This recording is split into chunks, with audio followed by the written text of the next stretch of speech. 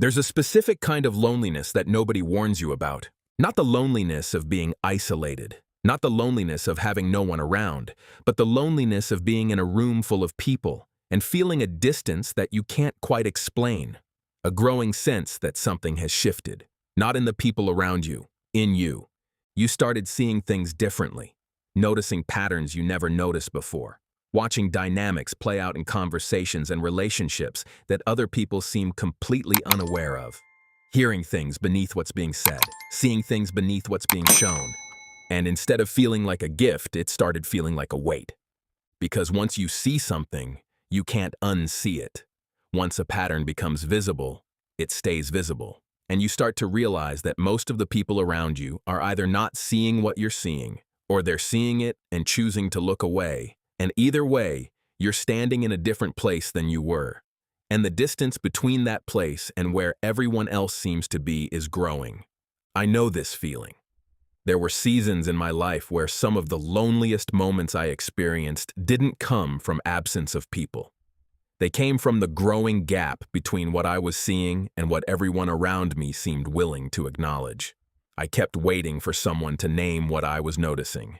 And the silence where that acknowledgement should have been was one of the heaviest silences I'd ever sat with. If you know that feeling, this video is for you. Because there's something important that almost nobody says about wisdom, discernment, and spiritual clarity. Something that the books and the sermons and the motivational content consistently leave out. Seeing the truth has a price. A real one. An emotional one. A social one. A spiritual one. And you may already be paying it without knowing that's what's happening. Stay with me. Because by the end of this video, I think something is going to make sense that has been confusing you for a long time. It starts with a feeling you can't quite name. Something has changed. Not around you. Inside you. And the change didn't happen dramatically. It didn't arrive with a clear before and after. It accumulated slowly, the way light changes in a room when the sun moves. And one day you looked up and realized that things looked different than they used to, that you were seeing things you hadn't seen before, that conversations you used to have effortlessly now felt hollow in a way you couldn't ignore. That's where this begins for most people. Not with a revelation, not with a dramatic spiritual experience, but with a growing dissonance between what they're observing and what the people around them seem willing to acknowledge. You start noticing the gap between what people say and what they actually mean, between how relationships present themselves and how they actually function, between the stated values of the environments you're in and the actual values those environments produce, between the version of faith you were handed and the version that holds up when you press it against reality. And the noticing doesn't feel like power, not at first. It feels unsettling, like the ground has become slightly less solid than it was before, like something that used to provide comfort has stopped working the way it used to. Proverbs 2, verse 6 says, "The Lord gives wisdom, and from his mouth come knowledge and understanding." Wisdom in the biblical framework isn't just information. It's a way of seeing, a capacity to perceive what is actually happening beneath the surface of things. And that capacity, once developed, cannot be turned off. That's the part nobody tells you. Wisdom doesn't come with a dimmer switch. Once your eyes adjust to seeing more clearly, you can't choose to unsee what they're showing you. You can ignore it. You can distract yourself from it. But the seeing has already happened. And what you do with that seeing, how you carry it, what it costs you, what it produces in you, is what everything we're about to discuss is actually about. So, when the dissonance starts building, when the gap between what you're seeing and what everyone around you seems to acknowledge keeps widening, what do most people do?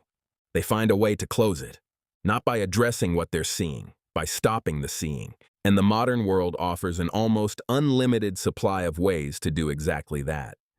You consume more, you stay busier, you fill the quiet moments that might otherwise produce reflection with enough noise that the uncomfortable observations never quite crystallize into something you have to reckon with. You find communities that confirm the version of reality you're most comfortable with. You spend time with people who ask the same questions you've always asked and arrive at the same answers you've always arrived at. You stay close to the familiar and treat the dissonance as a problem to be managed rather than a signal to be followed. And for a while, it works. The dissonance quiets. The seeing that was becoming inconvenient gets pushed back down beneath the surface of a sufficiently occupied life. But it doesn't disappear. It waits, because what you've seen cannot be unseen. The pattern you notice doesn't stop existing because you stopped looking at it. The truth you glimpsed doesn't become less true because you've filled your life with enough noise to stop hearing it. It just waits until the noise stops, until the busyness pauses, until a moment of genuine quiet arrives and everything you've been managing suddenly surfaces again, louder than before, more insistent, more impossible to redirect. Matthew 7 verses 13 and 14 describes a wide gate and a broad road that most people choose, and a narrow gate and a difficult road that few find. The contrast isn't just about moral choices, it's about the tendency of human beings to choose the path of least resistance when a harder path is available. Choosing to keep seeing, when stopping the seeing is so accessible and so socially comfortable, is one of the narrowest gates there is. Most people don't go through it. Not because they're bad, because they're human. Because the pull toward comfort and belonging and the safety of shared perception is genuinely powerful.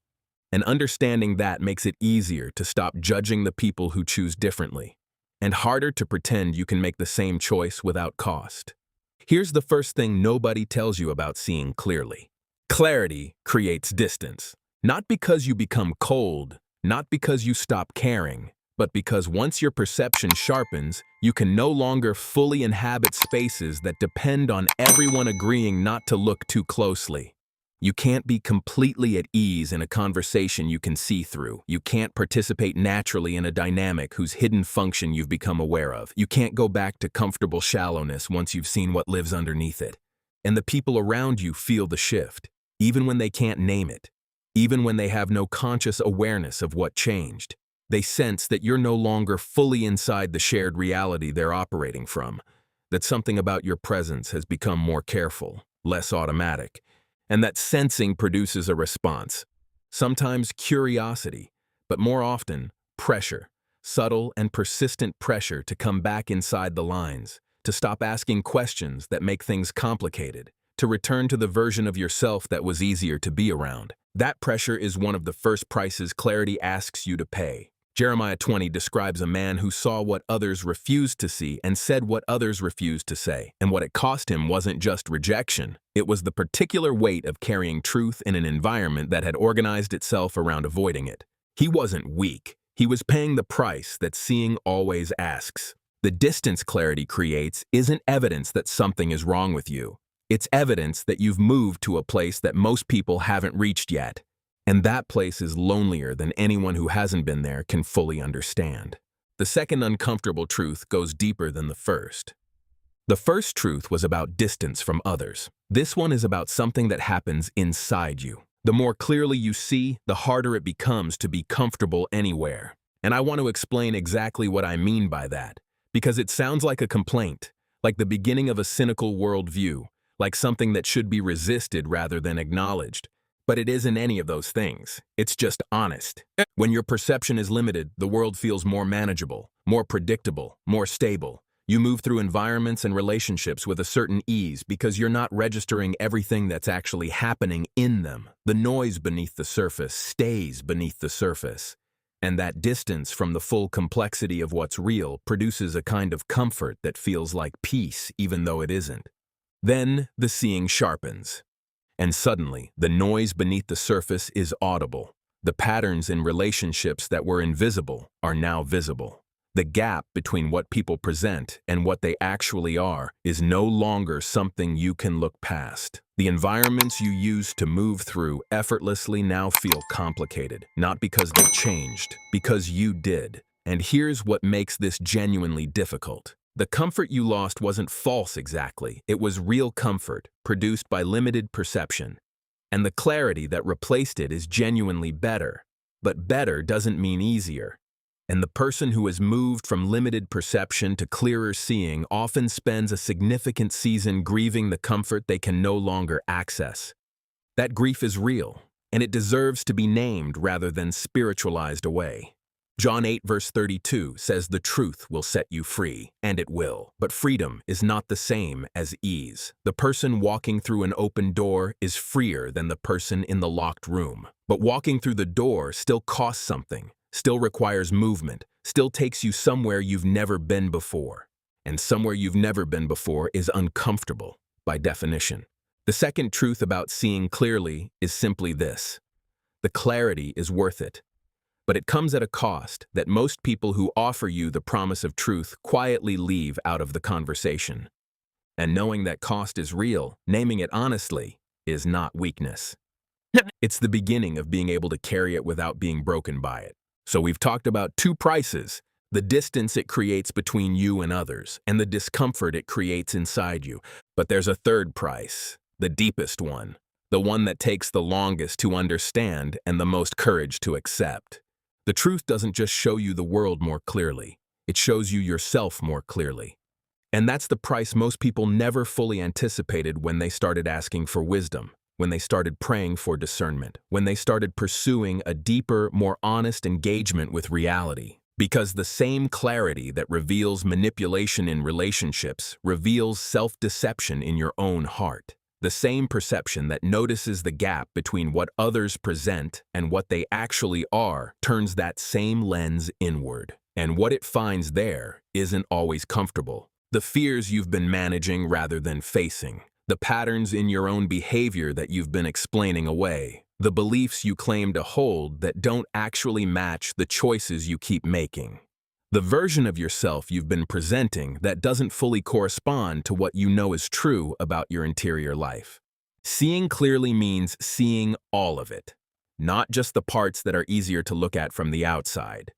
And this is where many people stop. This is where the process of growing in wisdom hits its most significant barrier. Not the loneliness, not the social distance, not the loss of comfortable shallowness, the confrontation with yourself. Because it's one thing to see clearly what other people are doing. It's another thing entirely to turn that same honesty toward your own life and stay there long enough to actually reckon with what you find. Proverbs 2 verse 6 says the Lord gives wisdom, and the context of that entire chapter is the pursuit of wisdom as something that requires active seeking, genuine humility, and a willingness to receive correction, not just about others, about yourself. The wisest people I've encountered in my life share one quality that has nothing to do with intelligence or spiritual gifting. They are extraordinarily honest about themselves. They don't use their ability to see clearly as a way of maintaining distance from their own failures. They turn it inward with the same rigor they turn it outward. And that combination, clear seeing directed honestly both outward and inward, is rare and costly, and more transformative than almost anything else available to a human being. But it requires something most people find extremely difficult. It requires being willing to be changed by what you see, not just informed by it, not just made more sophisticated by it, actually changed. Because clarity that only produces observation without transformation isn't wisdom. It's just a more sophisticated form of avoidance, a way of seeing everything clearly while remaining essentially unchanged. The truth that sets you free isn't just the truth about the world. It's the truth about yourself, and the freedom it produces isn't comfortable. It's real, and real, in the end, is the only thing worth being. Here's what's important to understand about everything we've been discussing. This isn't a new experience. The price of seeing clearly, the distance it creates, the discomfort it produces, the internal confrontation it demands, has been part of the human experience of wisdom for as long as wisdom has existed. And the Bible documents it with a consistency and an honesty that most modern conversations about spiritual growth completely overlook. Look at the people in Scripture who saw most clearly, who perceived what others were missing, who carried truth in environments that had organized themselves around avoiding it. They were almost never comfortable. They were almost never celebrated in their own time. And the clarity they carried almost always cost them something significant before it produced anything that looked like the fruit they were hoping for. Jeremiah preached for decades to people who refused to listen, who mocked him, who imprisoned him, who had every opportunity to receive what he was offering and consistently chose not to. And there are moments in his writing where the weight of carrying truth that nobody wanted is so palpable that it reads less like prophecy and more like an honest cry from someone who has been paying a price for a very long time.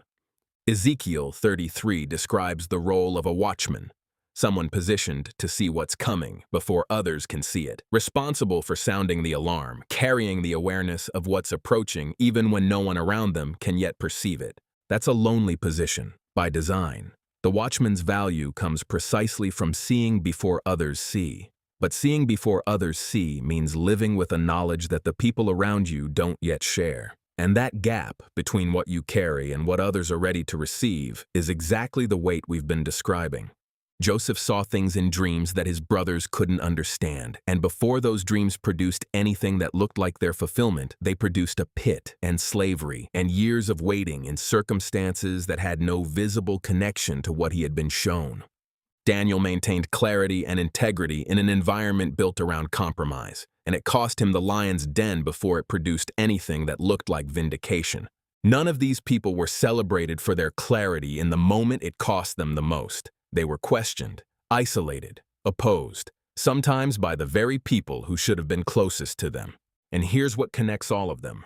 Not superiority, not spiritual gifting that set them apart from ordinary human experience, but a willingness to keep seeing honestly even when the seeing was costly, to carry what they had been given without putting it down just because carrying it was hard. That's the biblical pattern, not clarity as privilege. Clarity as responsibility, and responsibility carried faithfully through the seasons where it produces nothing but weight, eventually producing something that the person who put it down too early never got to see. The price is real.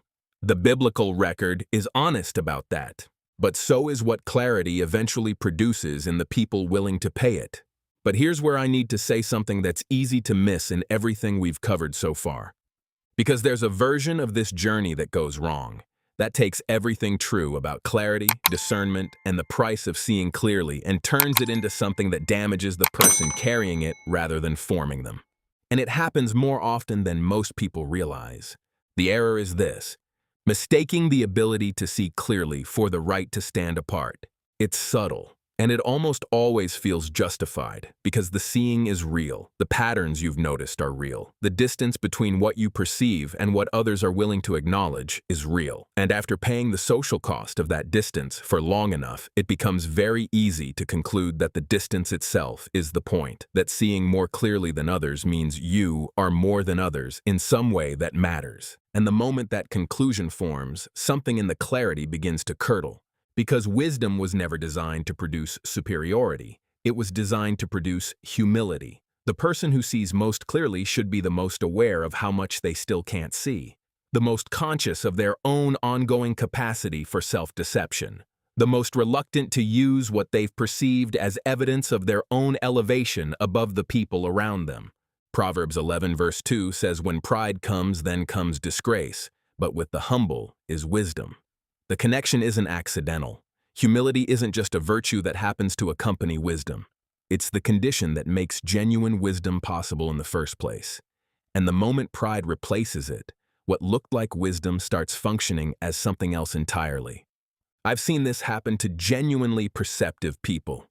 People who started with real clarity and real discernment and real spiritual insight, and who, over time, allowed the cost of carrying that clarity to become a kind of identity, who began to define themselves by what they could see that others couldn't, who used their perception as a way of maintaining distance from the very humility and vulnerability that would have allowed their clarity to actually serve the people around them. And the result was a person who could see everything clearly except their own pride, who had genuine wisdom about everyone except themselves. That's the most dangerous version of this journey. Not the person who sees clearly and pays the price, but the person who pays the price and then uses the payment as proof of their own superiority.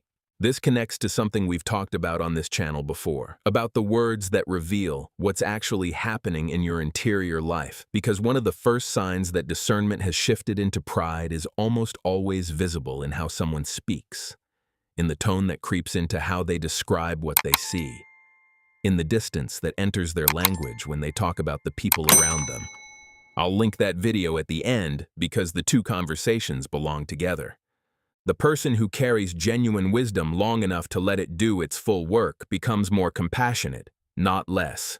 More patient, not less. More aware of their own limitations, not less.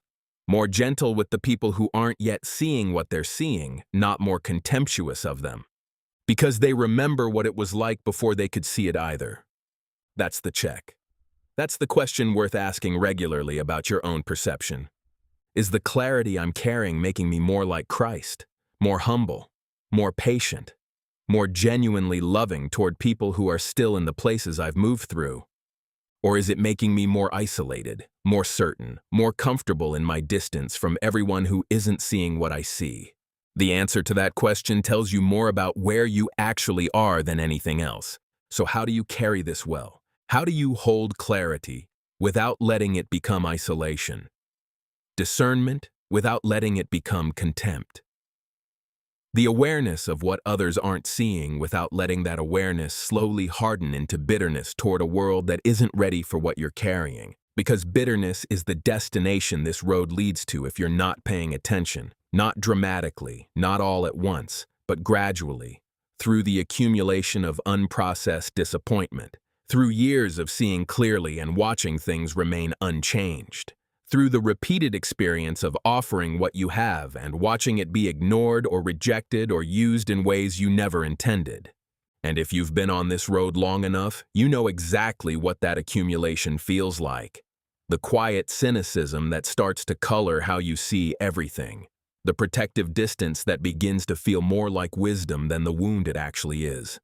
The slow closing of the heart that presents itself as discernment but is actually just the scar tissue of too many disappointments that were never fully brought to God. Here's the first thing that keeps bitterness from forming. You have to grieve honestly instead of hardening quickly. Bitterness is almost always grief that didn't get processed, pain that moved directly from feeling to armor without ever being brought into the open. And the spiritual life offers something that the hardening process doesn't. It offers a God who is not surprised by what you're carrying, who is not disappointed in you for finding it heavy, who meets genuine grief with genuine presence rather than with instruction about how to manage it better. Psalm 34, verse 18. The Lord is near to the brokenhearted, not the triumphant, not the ones who have processed everything cleanly and arrived at stable conclusions. The brokenhearted, the ones in the middle of something that hasn't resolved yet, whose clarity is currently producing more weight than fruit, who are paying a price that hasn't yet produced anything that makes the price feel worth it. He is near to those people, specifically, not eventually, now. The second thing that keeps bitterness from forming is staying connected to why the seeing matters. Clarity isn't an end in itself, it's a capacity. And like every capacity, what it produces depends entirely on what it's pointed toward. Clarity pointed toward judgment produces contempt. Clarity pointed inward produces self-awareness. Clarity pointed toward the people around you with genuine love produces something that looks like what Jesus described when he talked about being light in a dark place. Not a light that stands apart from the darkness to demonstrate its own brightness. A light that enters the darkness to make it possible for people to see. That posture, the willingness to use what you see not to elevate yourself above others, but to genuinely serve them, is what keeps the price of clarity from producing bitterness. Because it gives the seeing a purpose beyond itself, a direction that is outward rather than inward. A reason to keep carrying it that has nothing to do with being right and everything to do with being useful. One of the hardest truths I had to accept in my own journey was this: trying to force transformation in people who aren't ready, trying to make them see what I was seeing through sheer will and effort, was itself a form of pride disguised as care. And that connects directly to something we explored in another video on this channel, about how many people exhaust themselves trying to produce results through force that can only come through abiding. I'll link that video at the end, because the freedom it describes is exactly the freedom that people carrying this weight most need to find. You cannot make anyone see what they aren't ready to see. You cannot force the moment of clarity to arrive before it's ready to arrive. You can be honest. You can be present. You can offer what you have with genuine love and genuine humility, and then you have to release the outcome. That release is not giving up. It's the most mature form of trust available to someone who sees clearly. Trust that the truth you're carrying doesn't depend on you for its validity, that it will do what it was always designed to do in the lives of the people it's meant to reach. In the timing, it was always meant to reach them. Your job is not to force the seeing. Your job is to be faithful with what you've been given, to carry it honestly, to let it form you rather than harden you, to remain genuinely open to being changed by it yourself, continuously, rather than arriving at a fixed point where the clarity stops working on you and only works on others, and to trust that the price you're paying, the distance, the discomfort, the loneliness of standing in a place that others haven't reached yet is not evidence that something has gone wrong. It's evidence that something is going exactly right. John 8, verse 32. The truth will set you free, not comfortable, not celebrated, not immediately understood or appreciated or received by everyone around you. Free. And freedom, real freedom, is worth every price it asks. Before you go, I want to ask you something. Is there a moment in your life you can point to where you realized you were seeing something that the people around you weren't ready to acknowledge? Not to prove anything, not to establish that you were right and they were wrong, but a genuine moment where the gap between what you were perceiving and what everyone else seemed willing to name became undeniable. Leave that in the comments. Just describe the moment, or describe what it felt like. Because there are people reading those comments right now who have never had anyone put language around what they've been experiencing, and your honest description might be exactly what gives them permission to stop wondering if something is wrong with them. Nothing is wrong with you. The loneliness you feel isn't evidence of failure. The distance that clarity has created isn't a sign that you've gone the wrong direction. The weight of carrying what you carry is real, and it deserves to be named as real rather than spiritualized into something that sounds better than it feels. But here's what I want to leave you with. The price is real, and the freedom on the other side of paying it is also real. More real than the comfort you left behind to get here. More durable, more genuinely yours. Don't put down what you're carrying because it's heavy. Learn to carry it differently, with humility instead of pride, with compassion instead of contempt, with open hands instead of clenched fists, with trust that what you've been given to see was given to you for a reason that extends beyond your own understanding of it. And stay connected to the people who are willing to walk this road honestly, who aren't pretending the price isn't real, who are paying it themselves and haven't hardened into bitterness yet, who can sit with you in the weight of it without rushing you toward a resolution that isn't ready to arrive. If this video helped you feel less alone in something you've been carrying, share it. With someone who is in the middle of that season right now. With someone who has been wondering if the distance they feel is their fault. With someone who needs to hear that what they're experiencing has a name and a reason and a destination worth moving toward. The truth will set you free. It just doesn't always do it quickly. Keep going. I'll see you in the next one.